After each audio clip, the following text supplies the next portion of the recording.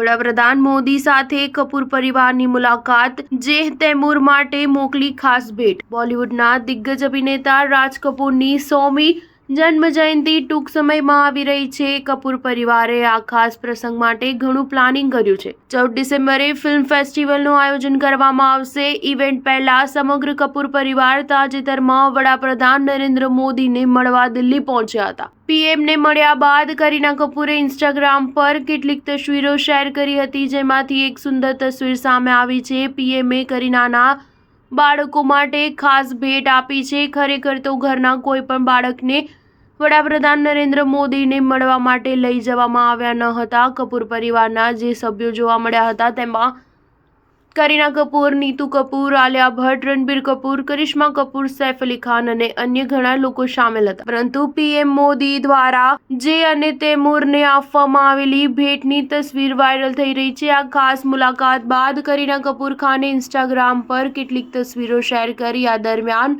PM Modi એક કાગળ પર સહી કરતા જોવા મળ્યા। તેમની સામે કરીના કપૂર જોવા મળી રહી છે। આ કાગળ પર કરીના કપૂર અને સૈફ અલી ખાનના પુત્રો જે અને તૈમૂરના નામ લખેલા છે અને પીએમએ તેમના નામની નીચે હસ્તાક્ષર કર્યા છે। કરીના કપૂર ખાને તેના પુત્રો માટે આ ખાસ ભેટ માંગી। સ્ટાર ન્યૂઝ 7 હંમેશા સચ્ચાઈની સાથે।